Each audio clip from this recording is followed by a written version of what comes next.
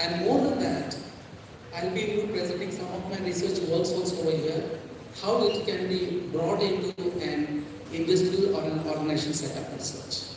So I'm trying to talk about thriving together. Very recently, we heard about a youngster who committed suicide, and it was all due to work stress. The farce or the hardship was not about she committing suicide. The organization did not even own it. They didn't even go and attend her funeral. Such is the state of the organization towards an individual who is trying to work. And sometimes we come with the rhetorical questions. Is it really worth logging for my institute? When they don't even consider me, I'm just a clog in that machine. What's the next waiting for us? So I'm just coming and doing my work and going. Will that serve our purposes in life? If you have meaning in our life, the meaning in life is going to be set towards the work what we are trying to work into. So this is what I'm trying to tell you today. And especially when we are children, we spend around 6 to 7 hours roughly in schools. The school environment is pleasant. You turn out to be a very good boy or a girl who comes out. If in college you spend around 5 hours to 6 hours, if it is pleasant over there, when I say pleasant over there, your interaction with other individuals and the institution setup also really matters. Then we get ourselves transported at a place called as organization, work setup. If the work setup is not conducive to you, it's not helping you to grow, it's not trying to help you to identify your learning process, what's the use for it? So here it is both ways. It's not only you as an individual, but the organization also needs to own responsibilities for it. So now I'm trying to talk about thriving. It was actually popularized by one of my collaborators called Charles Clark. He was trying to talk about thriving, which is very essential.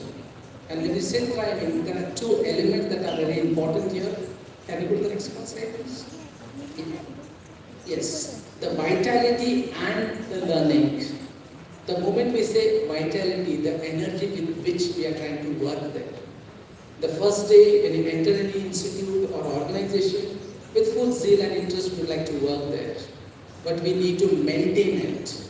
It's almost like ears and toxins level of, what should I say, with what spontaneity you get aroused. It's the same thing. Here when I talk about vitality, that energy should be sustainable one, which has to go over a period of time. You're not there for just for a few days or few months. Some of us are there for years together. Now one of my colleagues asked me, are you still in Karnataka University? I said, yes, for another 12 years I'll be there. So for another 12 years when I'm going to be there without vitality, without any learning process, what's the meaning of my own existence there? Am I just going to carry out the work? No, these two becomes very essential for us. So these two, that is vitality and learning, are very, very essential for us. Now, does it really matter thriving? Yes, we have a lot of organizations which try to focus on this particular aspects for us. And is it only healthcare? No, each and every place where you work, we need this. And when I say we need it, it's a well-documented information by another set of researchers over here. Now, you want to increase this thriving, so how are we supposed to do about it? So there are two elements which I'm going to talk to you all here. One is going to be the individual pursuits or what you can do for yourselves there. So when the organization is doing things for you, we have to do things for ourselves. Okay. Yes. And this is again, you have been placed in a different setups. Like you have been transferred to another new settings, or it could be like you have been given new responsibilities. And when you're given that, obviously it comes along with some rich rewards like stress for us or an work overload. But here, when these researchers carried out their beautiful work, that is Jim as well as Tony at the Energy Project, what is the output they found? They found that the individuals when they had the healthy eating habits in particular and exercise which was provided to them as well as the good sleep, these were the individual strategies adopted by the people there, not by the organization please. Organization was trying to facilitate it, but it was all the individual pursuit or the strategies that was being used here. And especially when you start talking about this, there are some of those places where it's quite risky for us to work around with. It could be something to do with the overseas mineral industries, where you have to be all the time alert. A little sense of unalertness will lead to a catastrophe, or you can call a big tragedy over there. So they were trying to monitor there, and they were using this word as down tool time. There's a time when you have to keep the tools and you have to take rest. Because if you're not having enough adequate rest there or alertness there, it leads to some sort of accidents. And accidents at places like this, at oil and gas agencies, it is a big loss for the whole mankind, you can say, or even the economical disaster of the organization. Even aerospace industries also have been adopting this. And here when I try to talk about this Lyden Brown Engineering Institute, they had their own novel way of trying to do it. Fitness center, group exercise, these were all a part and parcel of it to see that the individual will be alert, that is having the energy called as vitality, as well as we are trying to talk in terms of learning process. And here we have something called as crafting strategies. That is what you're interested into, trying to work towards that. And nowadays, people are working across the borders. And dear audience, whatever I'm trying to present it, there is a related research which I have carried out and trying to fix it over here in the lectures, in the third part of my presentation as such. And here, now people are not working as an Indian, they are global citizens. And when you are a global citizen, you are crossing the boundaries and trying to work at the international level. That also really matters to us. Now the second part that I'm trying to, that is all individual pursuits or individuals trying to do their work. Now we're trying to talk about the organization, what the organizations can try to do. I'm just breezing through it because I'm trying to cover up with the timings. That's the only reason, please. But if you have the questions, you can pose the questions now only or maybe after the presentations. Here, when you try to talk about the organizations as such, they also can try to facilitate this, like how enable decision-making discretion. Because when the person at the authority or at the high level, when they start taking decisions without you trying to know why you're doing it, you will be just doing your work as such without trying to understand the organizational decisions. If you're a part of the decision making, your contribution will be more effective. And when I say effective, I'm not trying to say that, we are using the man service or human services as machines, please. I'm still considering them as an emotional being here. And next is try to provide information about the organization and the strategy. If there's a new thing which is coming, please alert your people there so that they also can be a part of this thriving process, that is vitality as well as learning process.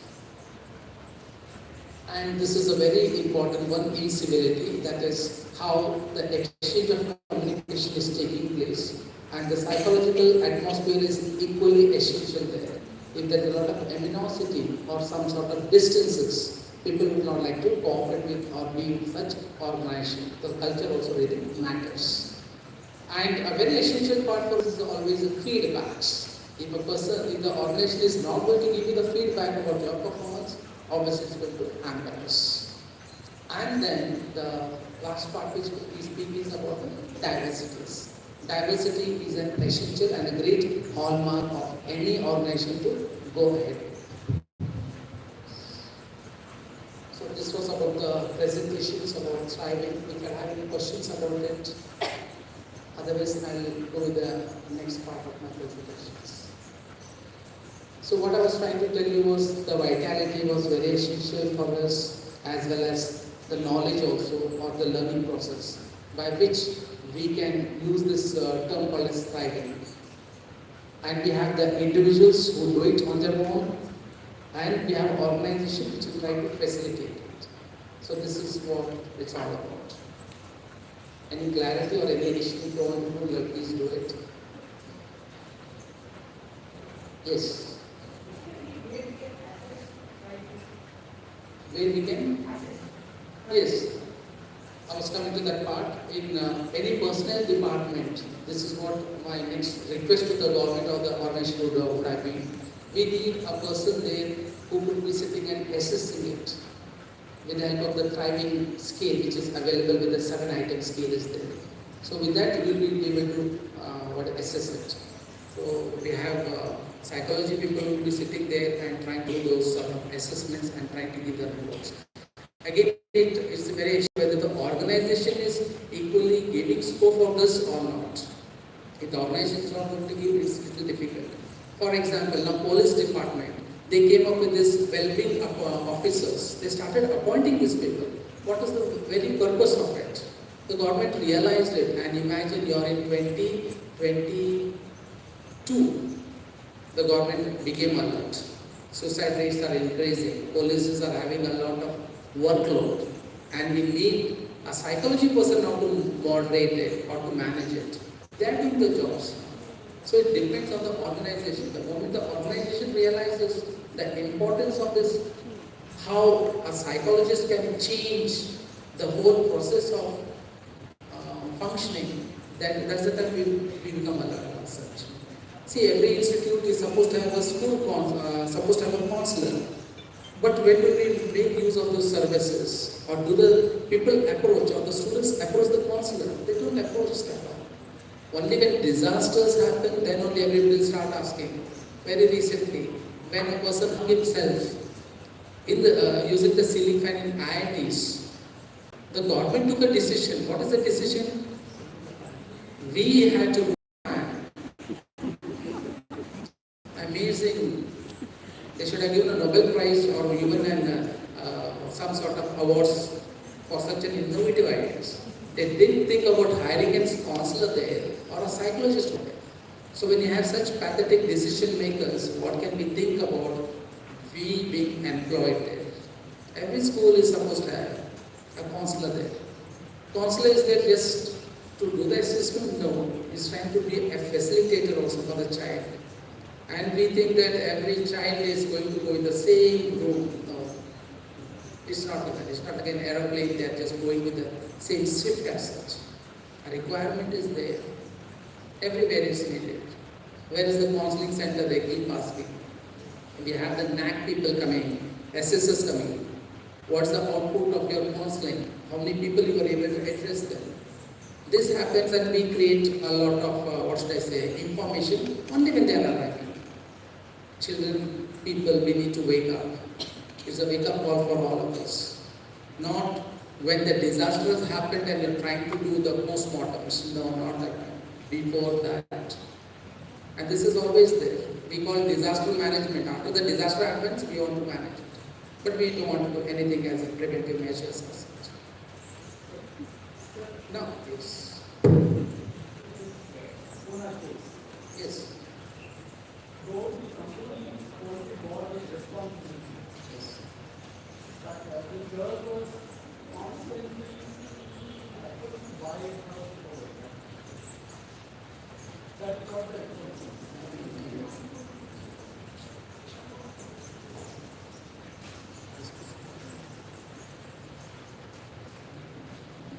You can sit and ask me the question. No. So this Pune case,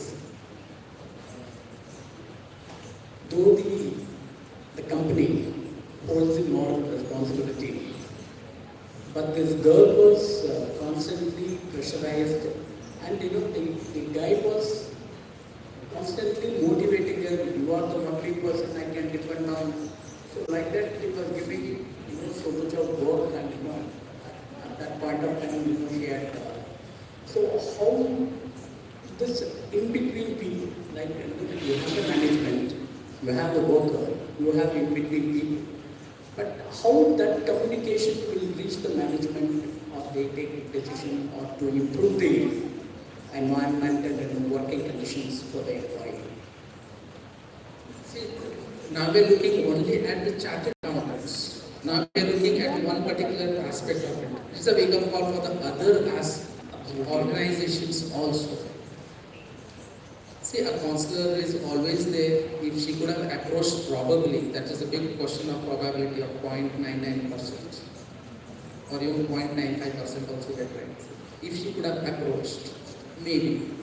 And again, as this situation came across, there was another couple who stood up and started saying, I forbade my wife from going into that particular company. She was working in that company. The husband told her to stop going because she was bringing the work home and she was, it was all what you call spillover effect was taking place in this family. It was jeopardizing their normal functioning as such. He just, in this case, it was the husband who told the wife. So I don't know, if there was somebody else who could have paid or monitored her, maybe this would not happen. And every organization should, like if it is my child, we consider, okay, they are under pressure, let us not pressurize it. Why not that particular attitude, the humanistic attitude towards your people there? Once you sit on the top level, does it mean that you become less human and you become a Superman that you are not even considering the others as the human beings there? So it again goes with the person, individual personality traits also. So if we, I don't know, it's out of my scope. So can I go to the next slide? Yes, Geeta, please. So what about the workplace politics? Okay. There's another authority who can really talk to you during the lunch time. You better catch yourself. See this, no, I'm coming to that. I'm not trying to run a different way. But sir is always the best person to answer. See, work politics is there at every places. We have this formal and informal sort of groups. You want to be an achiever, somebody is there to pull you down as achiever because they don't want you to create some sort of benchmark by which you will find it hard to cross it as a hurdle. So that will be a part and parcel of it. Now I'm going to come to that when I'm trying to speak about the diversities. How the diversities also really affect there. And again, this is happening in education institute also. It's happening in the manufacturing industries. Everywhere it's happening, the workplace politics. Again, in order to moderate it, we are trying to talk about what you call it as changing the work culture. Trying to have this open system where you will be putting your grievances than trying to put the boxes. But I really don't know how many people are really reading the grievance boxes and implementing it as a policies. But it doesn't come. You just put it, it's like, okay, I ventilated it, but it's the moral responsibility of the organization.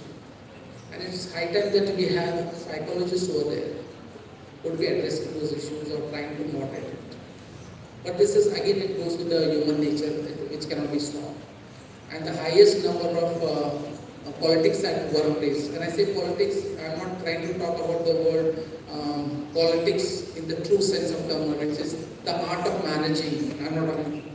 The art of creating an issues there is there in every sector. Even if you're trying to work remote also, it's working nowadays. Now I'm trying to talk about Shalom. We will give you time after the completion of the presentation. 5 minutes, please cooperate. Okay? Yeah, okay. Now I'm trying to tell you all there is scope for us as a psychology persons. As a psychology persons, where we can be going. See what statement Shannon Jennings made in this Psychology Monitor magazine. Many organization leaders do not have an expertise in human behavior, and the biggest challenge they face are often related to other people. They are hungry to gain a better understanding of themselves and the people they are trying to lead. That calls in our services as a psychologist. And again, we have very clearly demarcated or started building boundaries. We don't consider ourselves as a psychologist. We start saying, I'm a clinical practitioner, I'm a counselor, I'm an industrial, that's boundaries. But in United States, when that, what you call it as survey was carried out, It was not the industrial psychologists who were employed there, it was the clinical psychologists who were employed there. If you try to look at the recent magazine of this monitor, you can find it out. They were being employed in the industrial sectors. Apart from the assessment, they were trying to be like a liaison between the worker and the management people.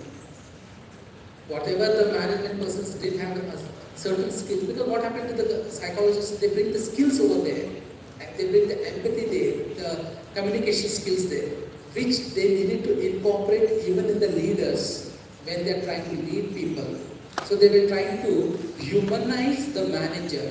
I'm using the word, they were trying to humanize the manager, because the manager is obviously coming from the management, coming from the business administration part, not from a psychology background. But these were facilitators there or doing the lazy work here. And obviously it is a clinical psychologist who is trying to buffer the sort of disparities as far as the emotional regulation is concerned and the confusions are concerned. And here you can see Toni Connell, how she made that particular statement. A person might be a very good in his field, like I say technician. All of a sudden you look at his work and then you promote him as the manager or the president of the organization. What is his basic, what do you call it as, education qualification, technical part. He was best in the laboratory, he was best in that particular field, in the industry. Now you make them the managers there. And they lose the touch over the machines, and now they have to start managing the people there. They are lacking that knowledge. And that is the time when these psychologists come as a coaches over there. So a person with the technical knowledge, can he understand how here you are doing two damages. You are doing two damages. A damage to that particular pursuit of knowledge a person possessed, and to putting that person in that particular place of trying to manage people as the managers. And we always say we should select the right person for the right job. And this is where it collapses, and we need the psychologist to intervene over there. Okay, that was all. Now the next question you will start asking, yes, you took some information, came and told it.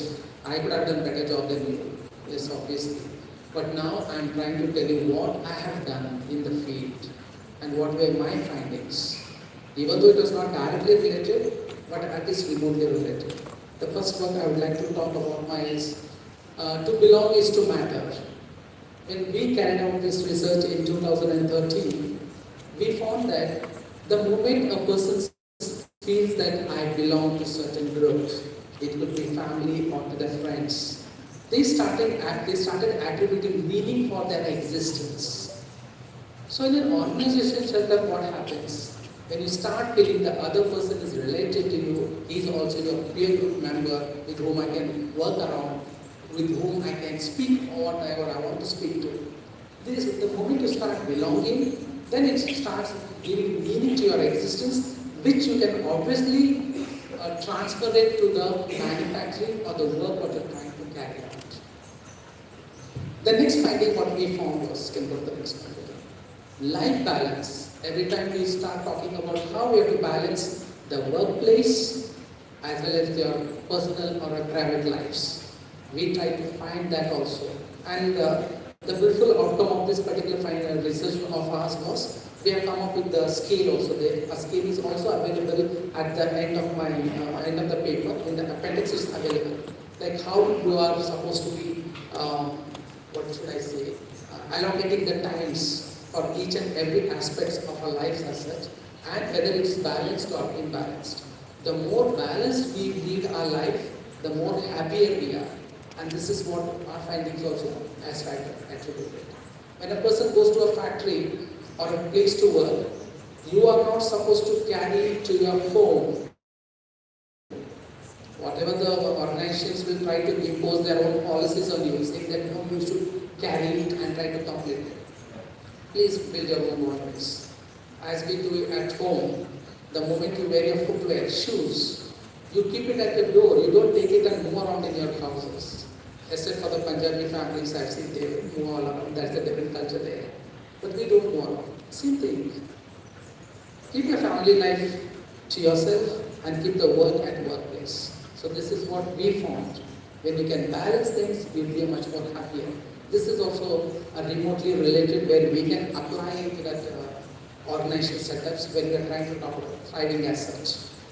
Go to the next one. Yes. I was trying to tell you all you're working across the boundaries. So this particular research was all about the global citizenship. And we were trying to compare Bulgaria, India as well as United States over here. And what did we find?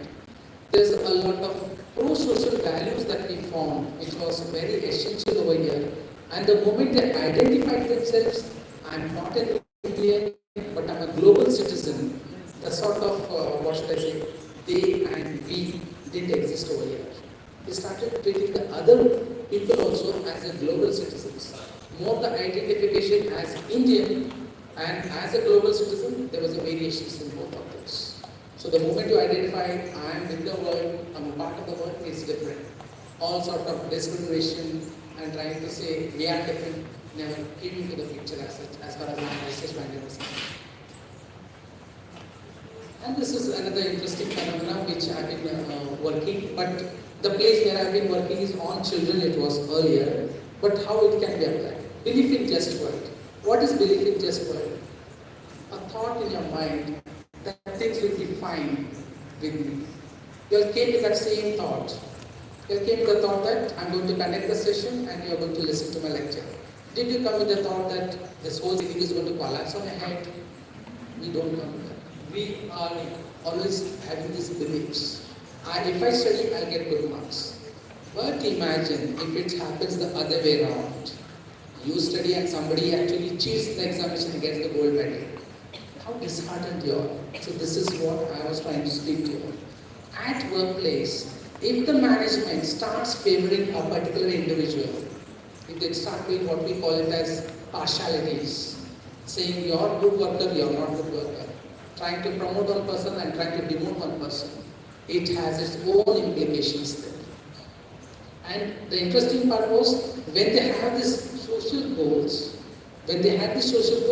that definitely affected their subjective well-being.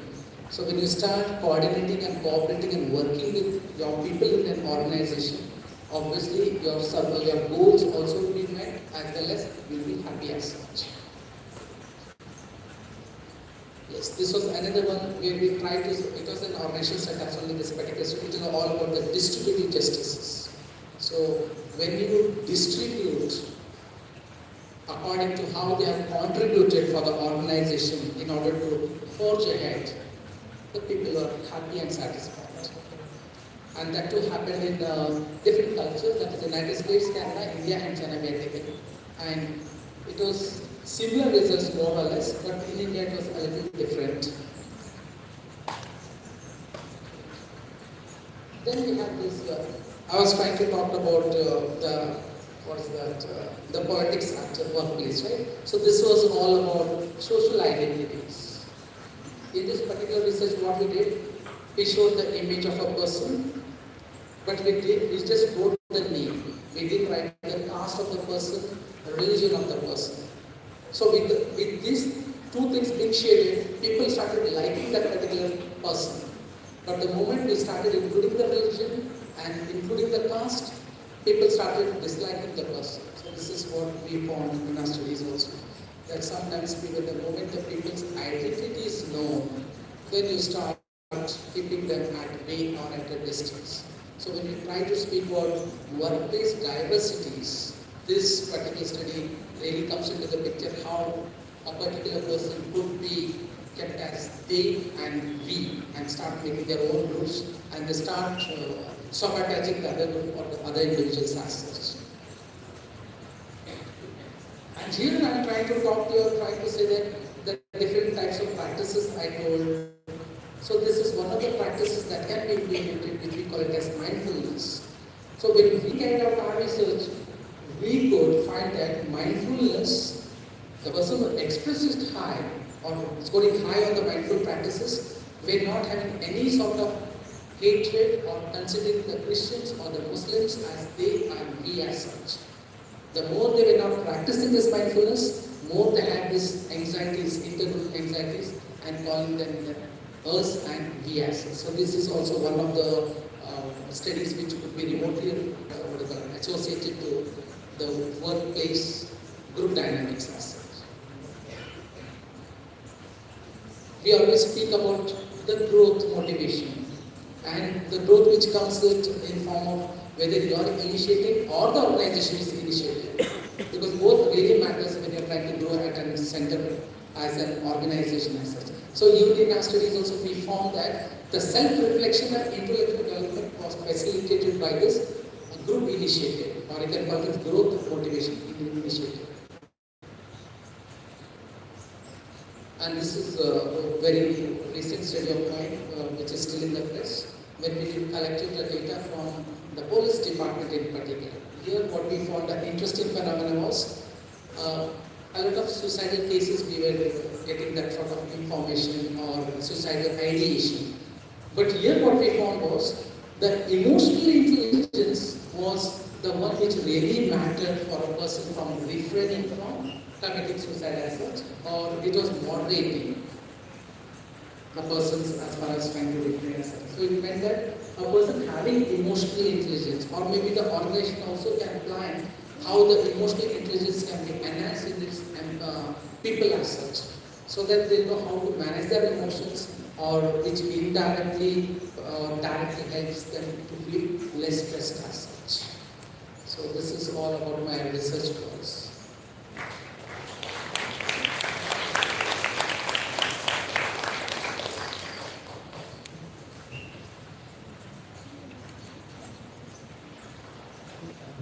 Thank you, sir. That was impeccable. And your expertise and insights greatly enriched our experience. So now we are open for the question and answer session. So, yeah.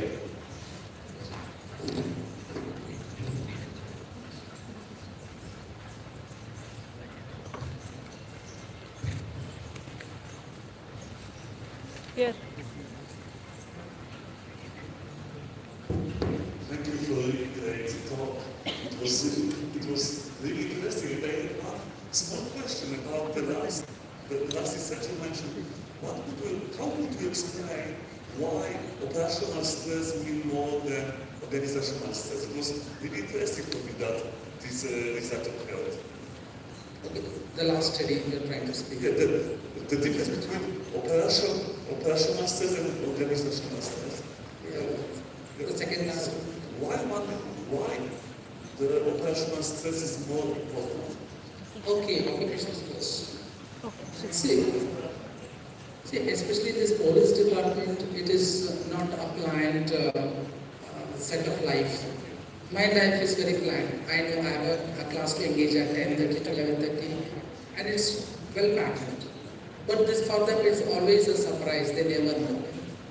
A minister is coming or some event is taking place, and immediately a lot of unpreparedness. And the occupational stress level is comparatively very high in those people.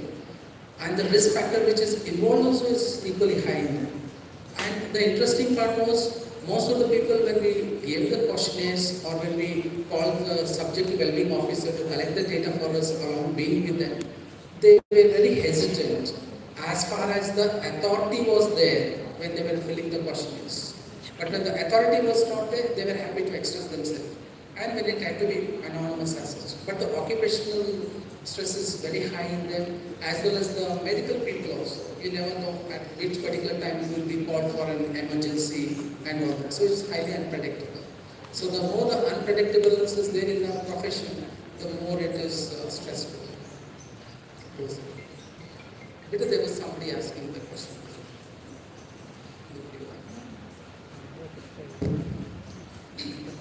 Good morning, sir.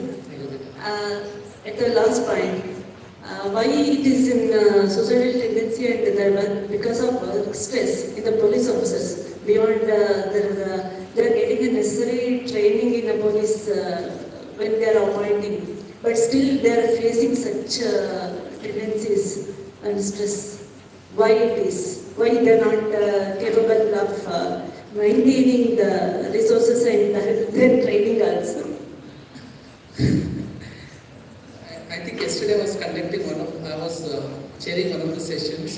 There one of a very young researcher, she started telling me that school teachers, they were not happy with technology. Then I said, in B.Ed courses, the teacher do have paper called as technology education, where everything is taught to them, how to use these gadgets, everything. But still, why are they stressed? The same question applies to them also. However, we try to give them the training, it is other factors also to influence it. It's not the sole factors. In my case, we have taken these as some of the dominant variables and we found like this.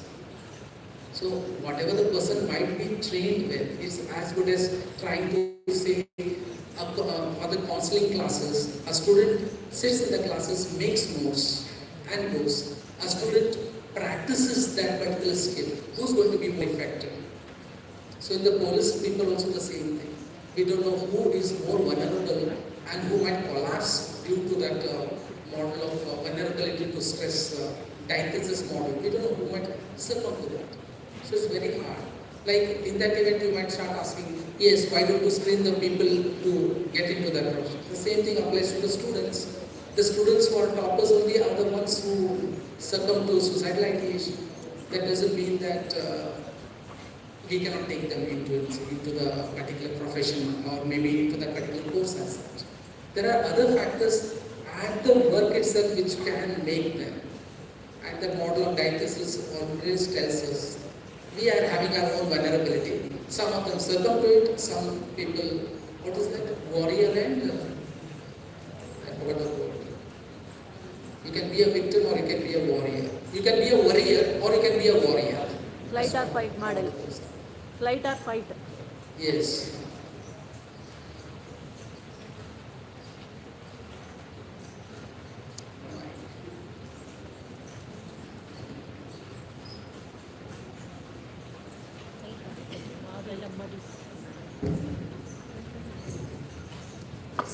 It was an amazing presentation, but on a very practical note, for you to be able to do this kind of a research, how do you crack open and get into an organization? Because what we have experienced is they do not want to talk to us, or even if you do any kind of a research, there's a lot of micromanaging that happens from the management, where I feel research quality will get compromised. So I want to know your thoughts on this. How do you await the permission with organizations to do this kind of a research? Management part, how they will be coordinating it. A lot of times the management does not allow this to happen. Yes, that's correct. Yeah.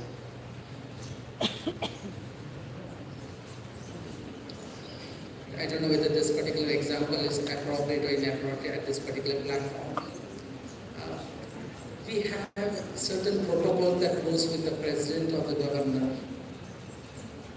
But sometimes what happens is it again goes with the discretion of the president or the governor.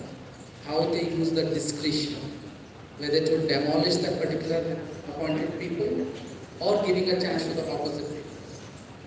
So it all takes a human, we are not going to go around with that. So until the government intervenes and makes it as policies, then only we'll start checking it from. For example, many of the undergraduate colleges don't have a counseling center only. But the moment NAC is coming, they create one and a person from education or sociology will be planted there and they will be the counselors there only for one day. It's really happening. This is our ground realities. The same thing happens over here.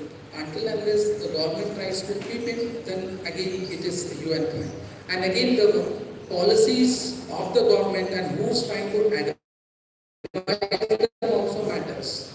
Very recently, I think the government also came with certain policies where the whole organization setup people started saying, certain policies where the whole organization setup people started saying, if you implement this, we are going to transfer ourselves to Andhra Pradesh. This was happened very recently.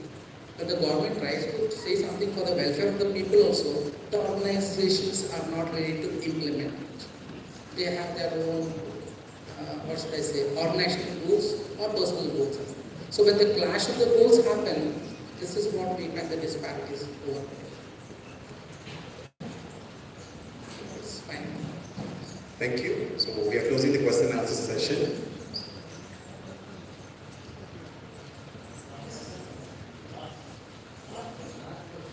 And this will be the last question as we are running out of the time. In case you have any other further questions, so you can contact If you Kamesh. have any questions, over the cup of tea will speak.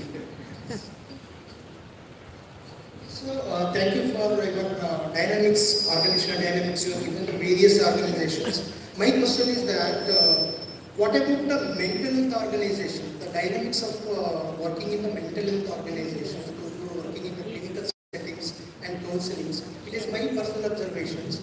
Those who are, at least we can reduce this kind of dynamics, at least for the mental health organization for the last 10-15 years in India, it is emerging. So, can you Techniques. I've been teaching that. It's fine. Excuse me. It's fine. Excuse me. Thank you, sir. Now we call upon Dr. Srinivas sir, Dr. Soumya Shri ma'am, and Dr. Rohini ma'am for the felicitation of Kamle sir.